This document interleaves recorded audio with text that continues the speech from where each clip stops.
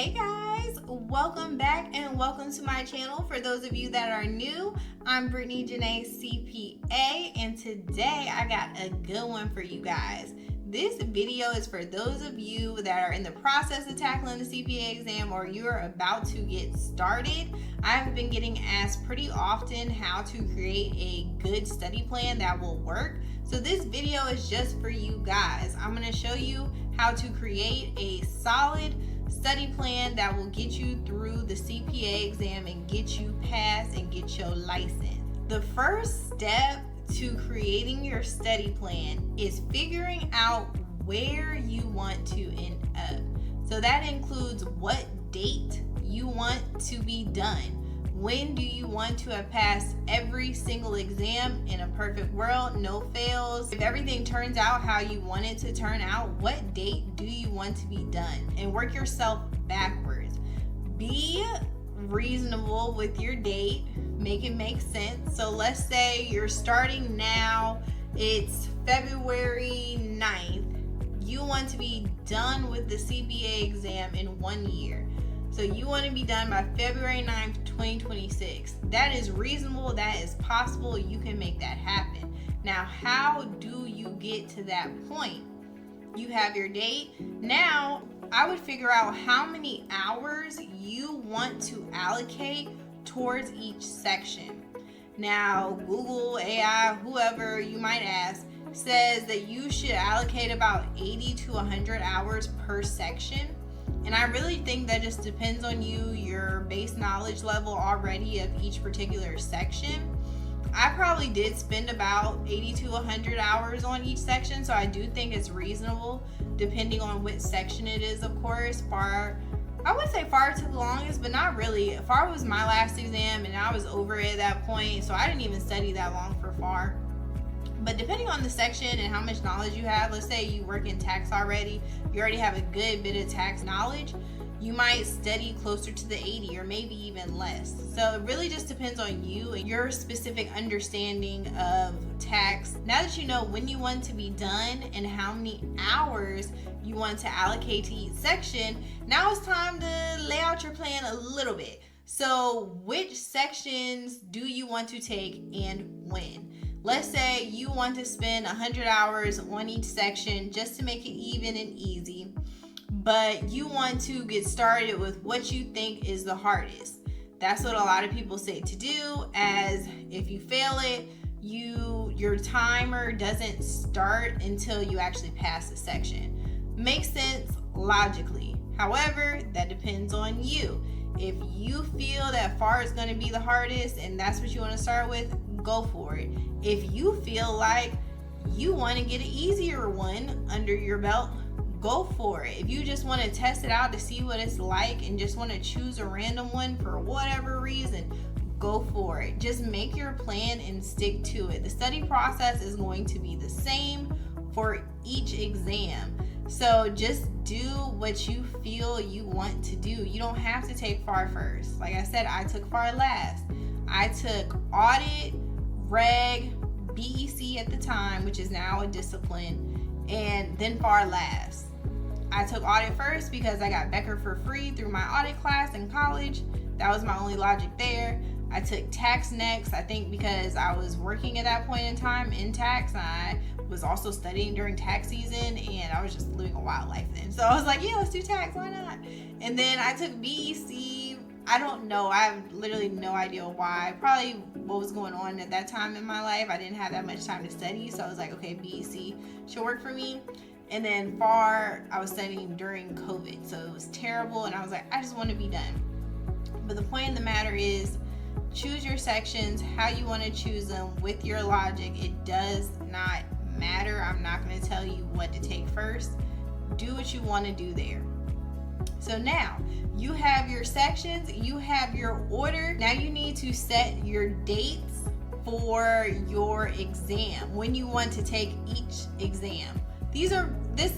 Clearly the study plan is changeable, right? So if you want to take your first exam, you want to start with reg. It's February 9th. You need 100 hours. You think you can fit 100 hours in a month and a half. Then you want to take reg March 20th or so. Pro tip, set your test date at the end of an exam window so you don't have to wait that long to get your score, because who wants to wait in agony to see if they passed or failed or not? And then if you need to retest, you haven't lost that much time to study some more. So that's just a pro tip. That's what a lot of people do. I would definitely recommend doing that. But the point is, you have your test date, you have your first exam that you're going to study for, and you can wait to set the rest of your test dates. I would definitely wait. I wouldn't buy all your notice to schedules at one time and set your test dates. That's just way too stressful, unnecessary. Life happens, and you don't want to pay all that money up front if it could change. So I would definitely just pay for one notice to schedule at a time, set that test date. Now you have your test date. Now you got to get serious about studying, because you have that test date already. You know it's coming. You need to get ready. You've allotted yourself a certain amount of time to get a certain amount of hours in, and you can do it. So now that you have your test date, you know that you can fit in 100 hours within that time. Now it's time to actually set your plan. And you might want to do this before, you might want to wait to set your test date and do this step beforehand, so you can actually make sure that you will be able to hit that date and then schedule your date. So if you have 100 hours to fit in and you want to fit it in a month and a half, be realistic. Think about your life and what you have going on in that time frame before you actually create your study plan. Do you work full time? Do you have children that you have to pick up, drop off at work?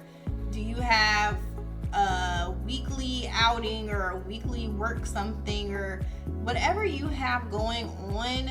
Think about it, especially over this next month and a half, and be realistic with yourself.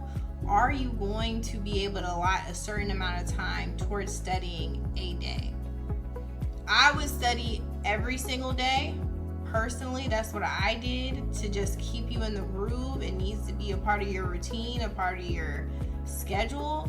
If you want to take a day off, okay, that whatever works for you to help you retain the information, that is up to you. To give you an example, for me, when I was studying, I studied for 2 hours a day, Monday through Friday. I worked full-time, went to school, did all the things. I was very busy, but I made sure to allot 2 hours a day, whether that was an hour during my lunch at work, an hour after work, between classes, whatever. I was getting in my 2 hours a day, and I had a set time every single day that worked for me.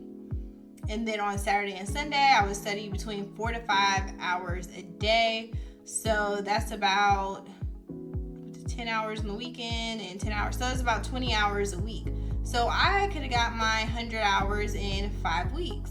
So that just gives you an example of how you can get things done. I didn't study for long periods of time when I was studying, but I made sure to get my hours in a reasonable amount of time. I didn't want to study too much either.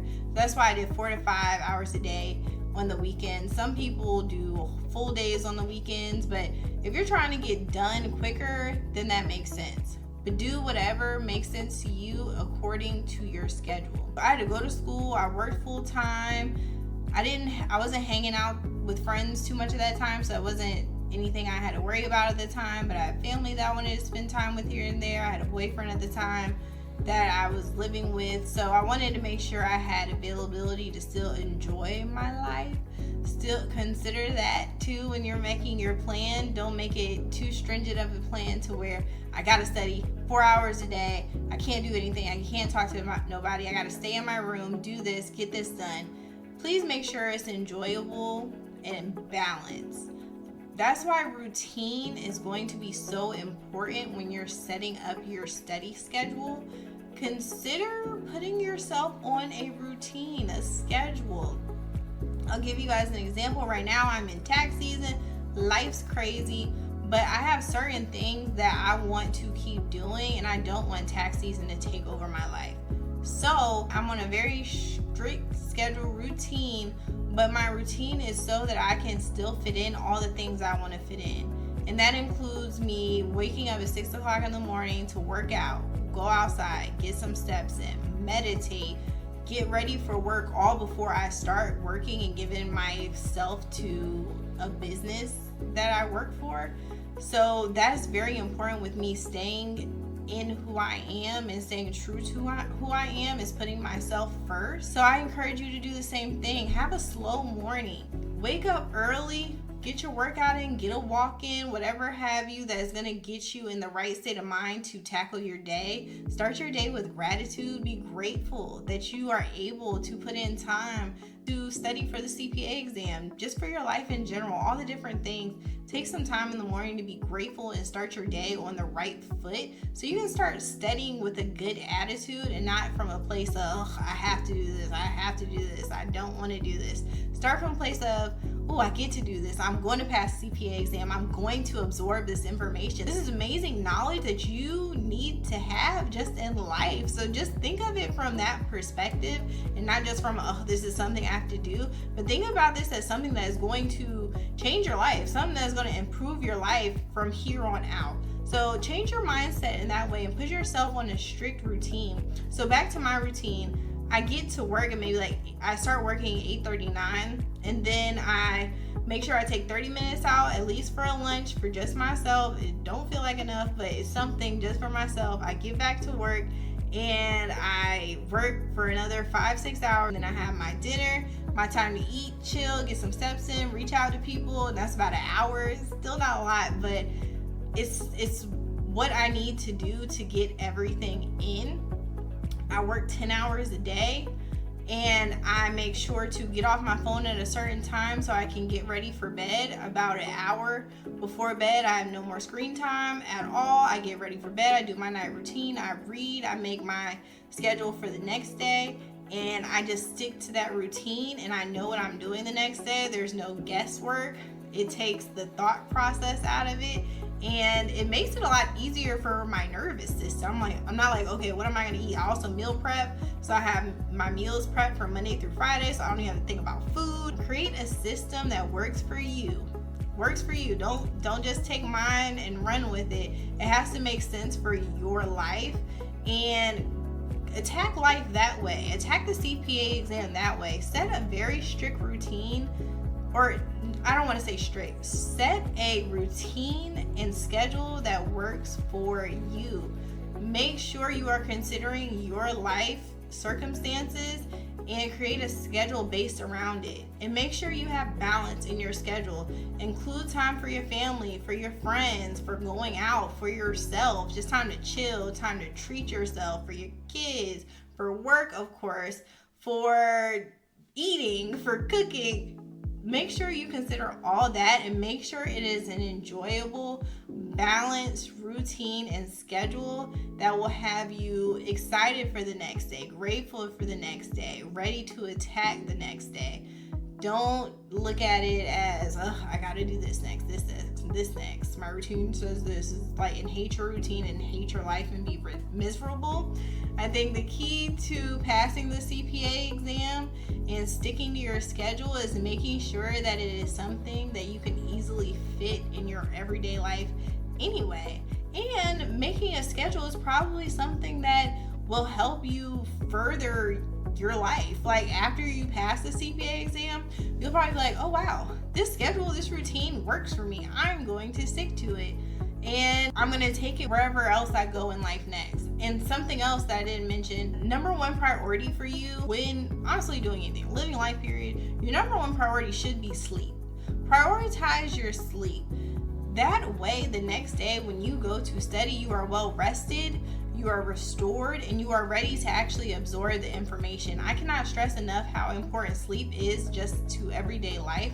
Once I started to prioritize my sleep, my life changed, okay? Every single day, I wake up and I'm like, wow, I'm well rested.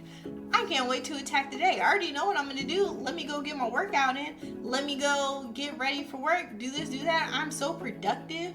Like, if I would have had this mindset, or if I would have understood the power of sleep when I was studying for the CPA exam, it would have been so much more of an easy process and more of an enjoyable process. So that's just one random thing that I wanted to throw out there.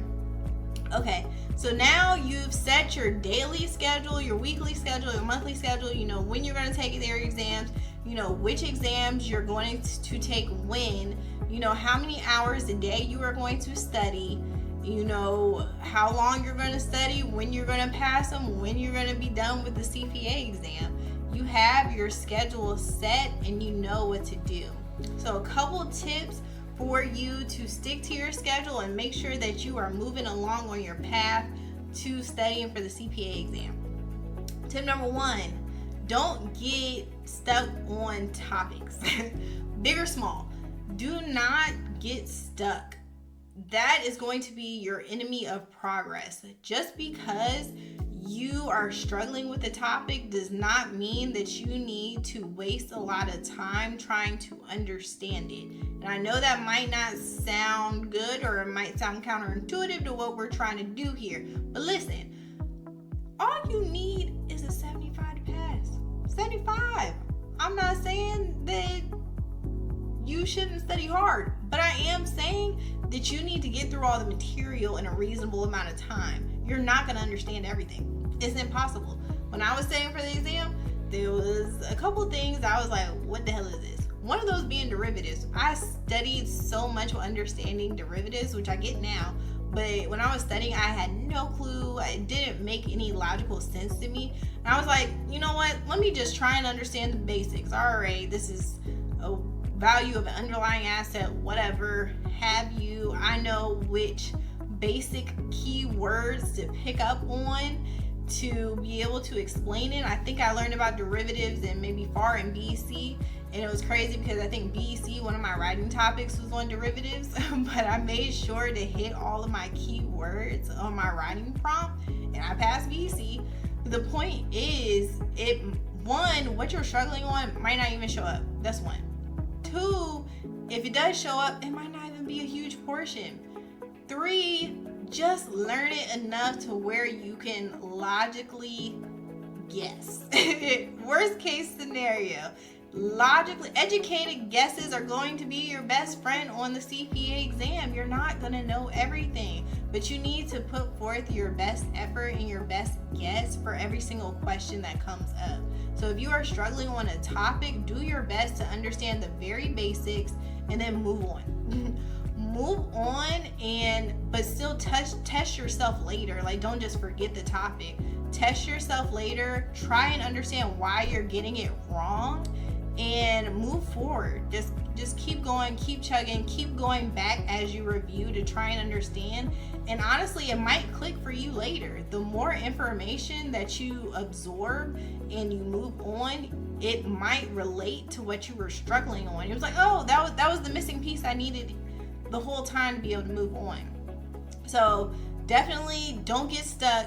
Keep moving and learn from what you are getting wrong. Another tip number 2, kind of related to that, make note of everything that you get wrong and make sure that you focus on the things that you are getting wrong. Anything that you get right and you understand why you got it right, you don't need to keep harping on it. Keep reviewing it, of course, to keep it refreshed, but don't keep studying something that you already understand. There's plenty of things when I was studying that I was like, oh, I already understand this. I learned it at work, or I learned it in class, or whatever have you. I didn't spend a lot of time on those topics. Like for FAR, when it was explaining liabilities, assets and liabilities, I was like, I know this is easy. I know current assets, current liabilities, whatever have you. And when they would teach us ratios, I already knew that. So I didn't waste a lot of time. I took my basic notes and I skipped that section. Especially when I say skip that section, I skipped the learning aspect of the section, but I would always take the multiple choice questions. So make sure you are still taking the questions even on topics that you understand, just to reiterate your understanding.